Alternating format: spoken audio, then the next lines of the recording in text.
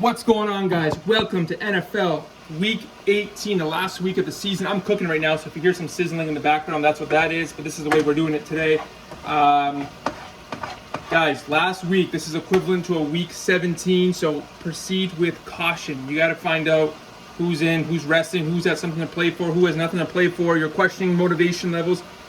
You're looking at what time in the day are these games happening, because teams are scoreboard watching. COVID situation as per usual. Again, last week of the season's always tricky, so be careful and proceed with caution. Okay, so guys, last week 2-1. I took Tennessee against Miami. Blew Miami out. I took Arizona against the Cowboys. What did I say? Plus 6.5. Sprinkle some on the money line. Arizona won the game outright. The only one I got wrong last week, guys, Denver. I knew that was a liability against the Chargers at plus 7.5. That's okay. I knew that going in. It was still a good week, still 2-1.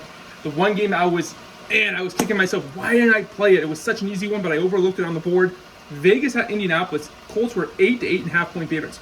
My head exploded. I'm like, how the hell are the Raiders 8.5 point dogs at Carson? Derek Carr is a better quarterback than Carson Wentz. The Raiders can lose to anybody, but they can beat anybody. They have something to play for, and they were 8.5 point dogs. So I know the Colts are playing great, but that was one, man. That was a nice little money line parlay, Raiders and Cardinals. That would have been a nice one. But anyway, good week overall. And here we are now in the last week of the season. Man, I got essentially all protein meal here, guys. All protein. I don't even know why I'm having protein, to be honest with you. Because guess what? Here in Ontario, Canada, we're a communist state over here. Gyms are closed for not to get off track here, but this has got to be, I gotta tell somebody here that's out, because I know a lot of my subscribers are American. You guys aren't gonna believe what's happening over here. You think your democratic states are just a bunch of leftist pinko weirdos? Come to Canada, Ontario, Quebec, even worse. Gyms are closed for the fourth time. Four times, guys. 4 times. We're 90% vaccinated over here against a cold, and with Omicron being we are closed. Restaurants, movies, theaters, anything you want to do. If you want to go to Costco, baby, pack that place like a sardine can. It's like Wrigley Field in there. But regardless, we're closed for the 4th time. Quebec is mandating booster 3-dose vaccines to go into the liquor store. Guys, you want to get a little joint? You want booze? You gotta show a vaccine passport. Whoa! What is happening? But here in Canada, guys, we do bow down. We bend over for the government. We do whatever the hell these morons say to do. You guys think democratic states are left? No, man. Like, our conservatives over here, and by the way, Ontario is a conservative-led government right now. Our conservatives are equivalent to, like, your Democrats. Our liberals are, like, out of the phone screen left, man. I'm next door. I'm in the apartment next door with our liberals. You guys think you guys are communist, lefty weirdos? Nah, man. Like, U.S., God bless everything you guys have there. I wish I was in the United States, because Canada is a cesspool of garbage. Anyway, the point of that was gyms are closed. So why the hell am I having all this protein? I don't know, man. I don't know. Got to stay somewhat in shape. Anyways, back to the video here. Week 18, last week of the season, guys. I got 2 games today here, Saturday, and I'm picking both of them. First game, Kansas City at Denver. The Chiefs are minus 11.5. If you guys know my betting style, I typically do not like taking big road favorites, especially in a division game, but I'm picking the Chiefs minus 11.5. I watched the Denver game last week. I forgot how trash they were, specifically in offense, and we've seen this the last 6-7 years. Denver's always had a pretty good defense, but late in the season, they get tired, they get frustrated, they get fatigued, kind of like Canadians right now. And they give up. They don't care anymore. And so I just think Drew Lock's not going to, what are they going to do? What's Denver going to do? Kansas City, it's a standalone game on Saturday. So they're not scoreboard watching. They're not looking what Tennessee's going to do. They're putting their foot on the gas this week. Andy Reid in the past, when the Chiefs lose their last game of the season, they come out in the last week and beat the crap out of teams. That's what I think they're going to do. Andy Reid out of a bye week. Andy Reid heading into the playoffs. You better believe they're going to score. I don't think, like, if they're up 17 points and it's late, I don't think they pull starters. I don't think Denver has backdoor potential anyways.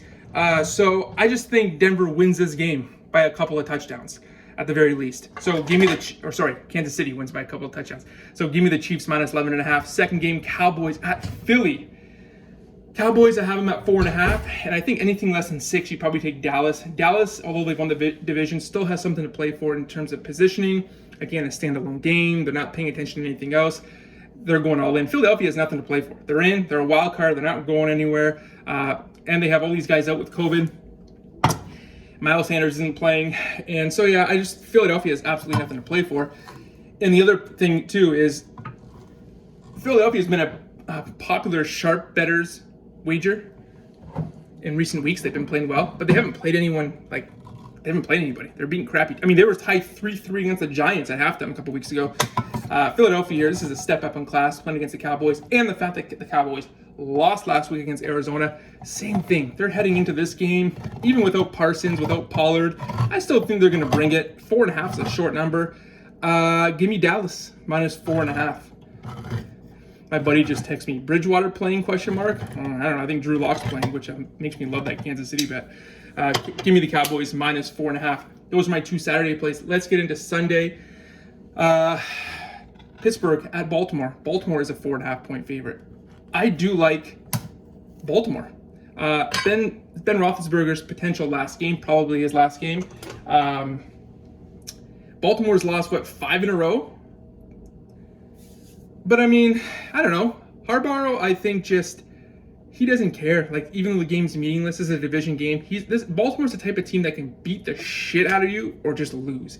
And Pittsburgh's just not a good team. I know Baltimore is injured and Lamar Jackson's not playing, Huntley's playing, but 4.5 points, again, fairly short line. Anything 6 points or less on the point spread, 80% of the time the team wins, they cover. So you can almost take the spread and throw it out. If Baltimore doesn't cover, they typically will lose this game. Now you can make the case that, these games are usually a field goal between Pittsburgh and Baltimore, but Pittsburgh's terrible. They got the win last week at home, Ben's last home game. I don't think they're going to do anything. Baltimore, I think here, it's time for them to step up. They're 8-8. I think they're going to want to finish the record with a winning season. That's always important to a team, to finish with a winning season. They're a prideful team. I think they go out there and just lay the hammer on Pittsburgh. They're trash. They're shit. Last game. Is this the only dog I'm taking this week? Wow, I'm not usually on favorites. I'm usually more of a dog guy. Last game, we got Miami at home against New England. Yeah, I'm taking Miami plus 7. This one, guys, pay attention. Here's my analysis on this game. Okay. Miami at plus 7, if you know anything about football, seems like the obvious bet. Here's why. New England doesn't typically play all that well in Miami. New England, at this point, really have nothing to play for. They're not going to win the division. Buffalo's playing the Jets, all right? So the reality is, and the game's happening at the same time. So the Patriots are going to be looking at the scoreboard. They're on the road, too, so they can't control what games they put on the scoreboard. Miami's going to be blasting the score all over the scoreboard. So they're going to know that Buffalo's beating the crap out of the Jets. They're not going to win the division, and it's a wild card game. They're going to be a wild card team. So I don't think New England starters are going to play the whole game. Again, Miami, they won 7 in a row. They didn't play anybody, and that's why I bet against them last week against Tennessee. But a plus 7, this is still a prideful team. I think Miami makes the most sense. I don't think New England should be laying a touchdown on the road in a divisional game that doesn't really mean a whole lot for them. Okay? And New England's history in Miami has not been great. Mind you, that's a lot of that is with Brady. Now, here's a reason why I'm a little hesitant to take Miami, although I am. A couple reasons. One, Miami already beat New England this season. That's the first thing. And two, oh man, this was going to be so good. One, they already beat them. And two, I question a little bit of Miami's motivation. You won 7 games in a row and made a late push for the playoffs and then lost. And I think, I don't know. I don't know how demoralizing that is. They might be gassed. They might be exhausted. I mean, imagine going on that win streak. You haven't lost a game in 2 months. All of a sudden, you lose and you're eliminated. How motivated are you going to be? Are you going to be a little bit down? So that in the combination that they already beat New England worries me a little bit about Miami. But this is a prideful team. They're another 8-8 team that wants to get a winning record for their coach. This is a really well-coached team. They like their coach. I think they step up. The other thing that makes me a little bit nervous with Miami is Tua. Again, I said Tua is a terrible quarterback. But I think in this game, Miami's defense keeps them close. And I don't think New England's going to play the full 60. Now, I could be wrong. Belichick is a guy where, he's not scared to play his starters 60 minutes. But I think they'll end up resting some guys late in the game once they realize that, they're not going to go anywhere. It does make me nervous that they already beat New England. I'm going to put that out there right now. Belichick does not want to lose to the same team twice in the season. But +7, I think, is too many. New England could very easily win this game by a field goal. Give me +7. Give me Miami. Those are my 4 picks, guys. Like, subscribe, comment. Good luck the last week of the season. We'll get her going next week in Wildcard Weekend.